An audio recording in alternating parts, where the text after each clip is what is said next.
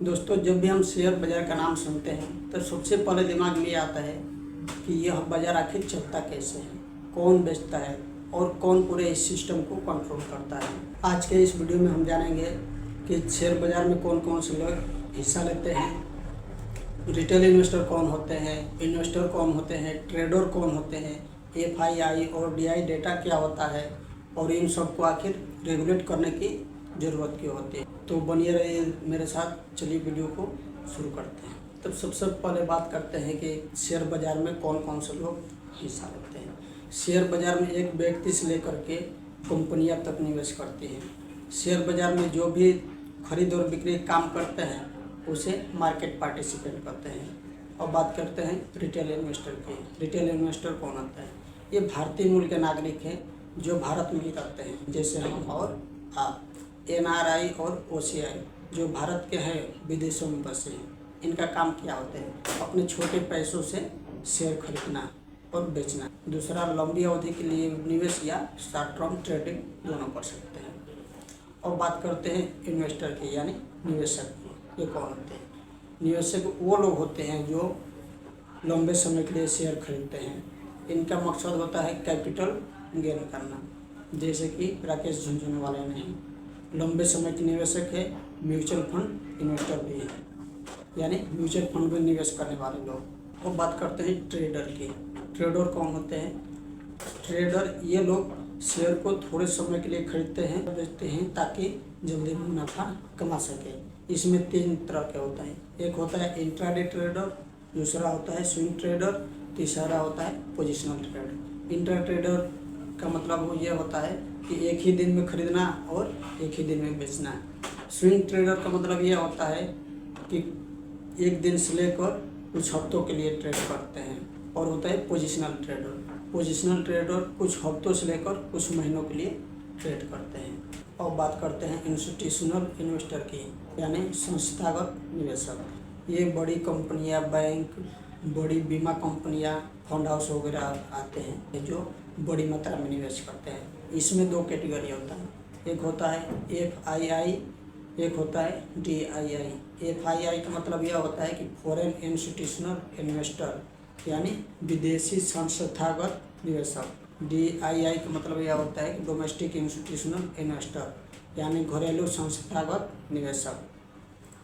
चलिए इनको एक एक करके समझते हैं। बात करते हैं FII की, यानी फॉरेन इंस्टीट्यूशनल इन्वेस्टर की। इसमें विदेशी कंपनियां, विदेशी एसेट मैनेजमेंट कंपनियां, विदेशी फंड हाउस वगैरह आते हैं जो विदेश से भारत के मार्केट में निवेश करते हैं। जैसे कि मॉर्गन स्टैनली हो गया, JP मॉर्गन हो गया। जैसे कि अमेरिका का कोई बड़ा म्यूचुअल फंड भारत की रिलायंस, TCS, इन्फोसिस के अगर शेयर खरीदता है तो इसे FII बाइंग कहते हैं।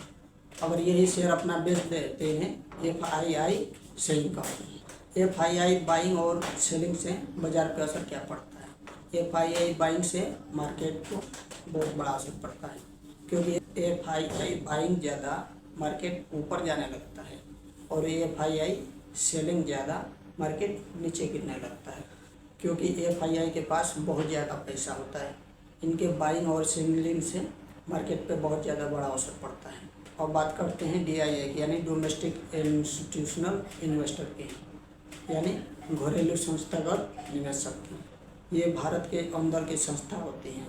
इसके तहत भारत के बड़े बड़े कंपनियां आती हैं, जैसे कि SBI mutual fund, Fidelity investment, HDFC AMC, bank, LIC वगैरह आदि आते हैं। उदाहरण के लिए बात करते हैं, LIC ने अगर HDFC बैंक के शेयर खरीदे तो ये DII बाइंग कहलाता है। इससे बाजार पे क्या असर पड़ता है? अगर FII सेल कर रहे हैं और DII बाइंग कर रहे हैं तो मार्केट को गिरने से बचा सकते हैं। अगर दोनों बेच रहे हैं तो मार्केट में बहुत बड़ा गिरावट आती है। अब बात करते हैं कि FII और DII डेटा कैसे देखें। FII और DII डेटा NSE और BSE के वेबसाइट पे मिल जाता है। इसमें लिखा रहता है कि FII कितना करोड़ के शेयर खरीदे और कितना बेचे, और DII कितना करोड़ के शेयर खरीदे और कितना करोड़ के बेचे। इससे आप समझ सकते हैं कि मार्केट में पकड़ किसका ज़्यादा है, बायर की या शेयर की। आइए इसे एक उदाहरण के साथ समझते हैं। मान लीजिए आज का डेटा आया, FII ने 5,000 करोड़ के शेयर खरीदे और 3,000 करोड़ के शेयर बेचे। Net buying 2,000 crore. DIA का डेटा है कि 2,500 करोड़ का शेयर खरीदे और 2,000 करोड़ के शेयर बेचे। Net buying 500 crore. यानी मार्केट में ज़्यादा पैसा आया है, मार्केट में बुलिश ट्रेंड देखने को मिल सकता है। किसी को ट्रेडरों को FI और DI का डेटा रोज देखना चाहिए ताकि मार्केट का मूड समझ में आए। अगर FII बेच रहे हैं तो थोड़ा सावधानी से निवेश करें। अगर FII और DI दोनों खरीद रहे हैं तो मार्केट में बुलिश ट्रेंड देखने को मिल सकता है। तो कुल मिलाकर के बात यह आता है कि जैसे किसी भी कैटेगरी या वर्ग का हो, शेयर बाजार में भाग लेने वाले हर एंटिटी मुनाफा ही कमाना चाहती है। और पैसे की जब बात आती है तो इंसान के अंदर डर और लालच दोनों ज़्यादा होता है। कोई भी व्यक्ति डर और लालच के चक्कर में पड़ करके गलत काम कर सकता है।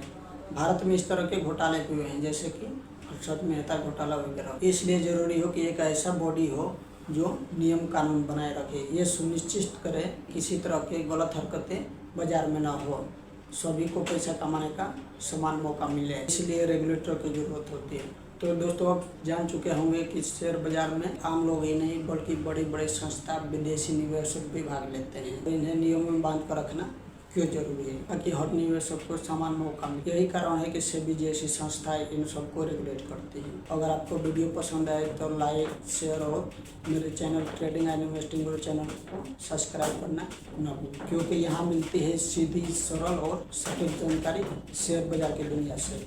तो मिलते हैं नेक्स्ट वीडियो में, तब तक के लिए धन्यवाद।